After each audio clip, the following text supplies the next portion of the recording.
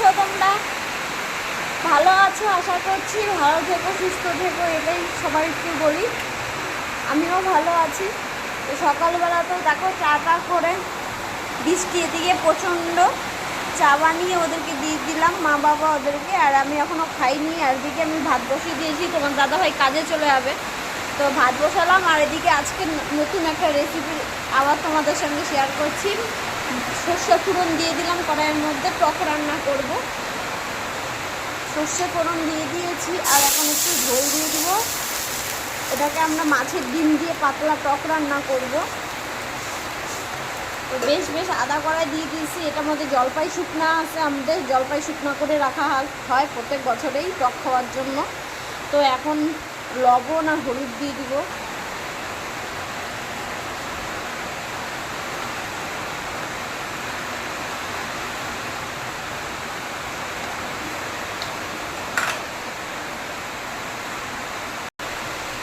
দেখো হলুদ আর লবণ দিয়ে দিছি। এখন এটা জাল হলে এটার মধ্যে দিয়ে দিব ওই যে ফলসিগুলো, মানে জলপাই শুকনাগুলা। তারপরে যখন টকটা ছাড়বে, হলুদ কালার হয়ে যাবে, একদম সুন্দর টকটকে কালার, তখন ডিমগুলো দিয়ে দিব। সঙ্গে থেকো, আজকে তোমাদের সঙ্গে আবার একটি রান্নার ব্লগ নিয়ে সামনে আসলাম। তো সামনে থেকো সবাই। আর ভালো লাগলে প্রথমেই বলে দিচ্ছি, লাইক শেয়ার একটু ছোট্ট সুন্দর কমেন্ট করে দিও।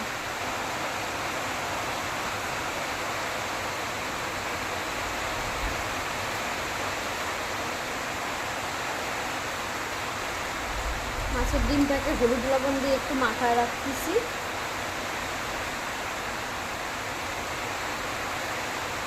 ছোট ছোট টুকরা করে নিলাম। দেখো যখন এই টকের মধ্যে দিয়ে দেওয়া হবে, ফুলের মতন ফুলে উঠবে একদম। দেখবে তোমরা টকটা কেমন হয়।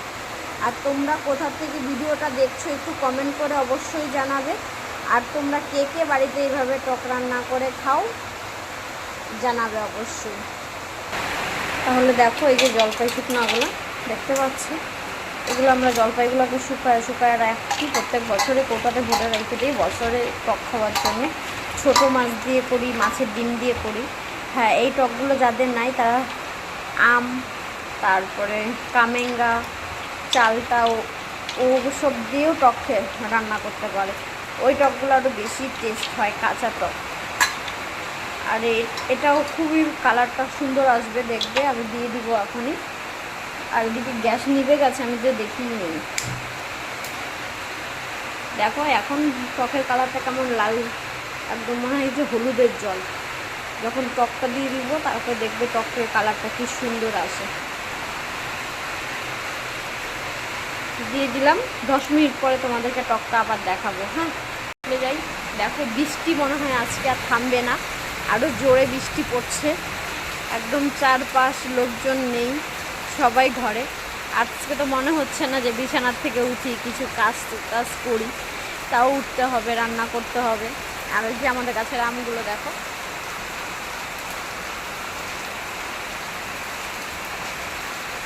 এটা আমাদের বাড়ির উঠান, ছোট্ট একটা উঠান আমাদের বাড়ি। দেখতে পাচ্ছি আকাশ একদম মেঘলে অন্ধকার করে আছে, আর বৃষ্টি হচ্ছে, প্রচণ্ড বৃষ্টি হচ্ছে। তো তোমাদের ওইগুলো কোথা থেকে দেখছো প্রথমেই বলেছি কমেন্ট বক্সে গিয়ে কমেন্ট করো, নাহলে বুঝতে পারবো না তোমরা কোথা থেকে দেখছো।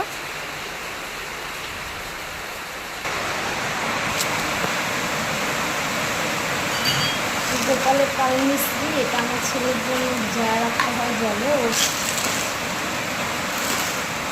তোমরা তো জানো সৌমিকে কয়েকদিন আগে শরীর ভালো ছিল না, জ্বর ছিল, তো ওর ইউরিন ইনফেকশন হয়ে গেছিলো। সেই জন্য এখন কাল মিস্ত্রি, গোপালের কাল মিস্ত্রি খাওয়ানো হচ্ছে। এটা জলে ভিজায় রাখবো, আবার দুপুরবেলা দিতে।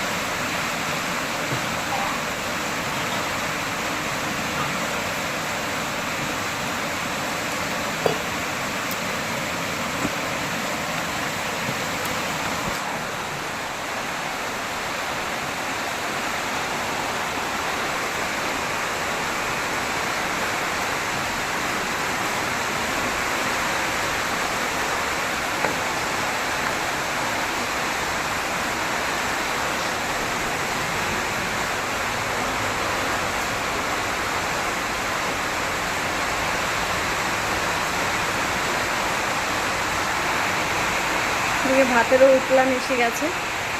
আর তোমরা কে কে এইভাবে রান্না করতে করতে রান্নার সেলটা মুছে নাও।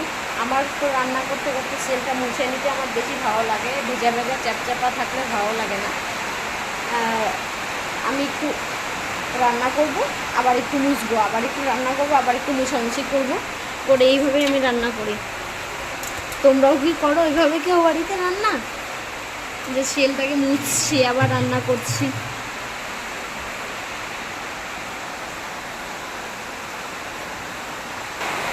দেখো ভাতও উপর দিয়ে দিলাম। আমি একটা ডেচকির উপরে আর একটা ডেচকির উপর দিই, নাহলে ভাতের ফ্যান ঝরাতে পারি না। তো এইভাবেই আমি ভাতের ফ্যান ছড়াই। আর তোমাদেরকে বলেছিলাম টকটা দেখাবো। এই যে দেখো কিছুক্ষণ পর এখন টকের কালারটা কেমন হলুদ হলুদ হয়ে আসছে। এখন মাছের ডিমগুলো দিয়ে দিব।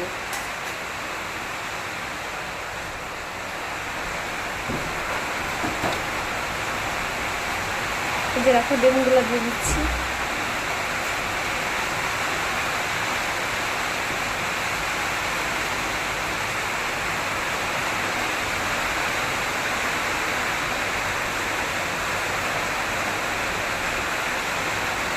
দিয়ে দিলাম ডিমগুলো। এদিকে লঙ্কাগুলো কয়েকটা বটানো আছে তরকারির জন্য। এই কটা লঙ্কা নিয়ে নেব বাটার জন্য। আর তোমাদের দাদাভাই কালকে সবজি নিয়ে আসছিলো, তো এখন বেগুন আলু দিয়ে মাছ দিয়ে তরকারি করবো। মাছটা তোমাদেরকে দেখিয়েছি। এই যে লঙ্কাগুলো নিয়ে নিলাম বাটার জন্য, যেহেতু অল্প মশলা পাটাতেই করতে হবে। এই যে মাছগুলো দেখো আমি চলে যাচ্ছি পাটাতে মশলা করতে। ওইখানে জিরা দিয়ে রাখছি।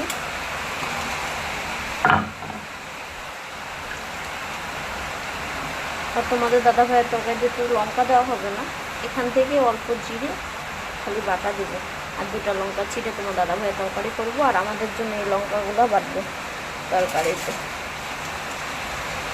তোমাদেরকে বলেছিলাম না টকের কালারটা খুব সুন্দর আসবে। আর দেখো মাছের ডিমগুলো খুব সুন্দর ফুলে উঠেছে, মনে হচ্ছে যে টকের মধ্যে একদম ফুল ফুটে উঠেছে। দেখো দেখতে পাচ্ছ? তোমরা এইভাবে বাড়িতে রান্না করে খেয়ে দেখো, ভালো লাগবে। মাছের ডিমটা অনেকে ভাইজিয়ে রান্না করে, তো ভাজার থেকে এইভাবে রান্না করবো। টকটা যখন ছেড়ে দেবো তখন এই যে ডিমগুলো দিয়ে দিবা, দিয়ে রান্না করবা। খুব সুন্দর লাগছে না দেখতে? আমার তো বেশ ভালো লাগছে। আর টকটা খুব টেস্টও হয় এইভাবে রান্না করলে। এটার মধ্যে আবার আলু সিদ্ধ করেও দেওয়া যায়, সিদ্ধ আলু মেস্ট করে তারপরে দেওয়া যায়। তো আমার টক তো প্রায় হয়ে গেছে, এখন নামিয়ে নেব। তো দেখে নিলে তোমরা কীভাবে টক রান্না করি। ভালো লাগলে কিন্তু তোমরা একটু শেয়ার করে দিও বন্ধুদের মধ্যে। টকবক টকবক করে হচ্ছে, আর ডিমগুলো মানে আরও ফুলে উঠছে। দেখতে পাচ্ছি আমার টকটা কি সুন্দর হয়েছে, কালারটা। নামিয়ে নিলাম, কমপ্লিট আমার টক রান্না করা।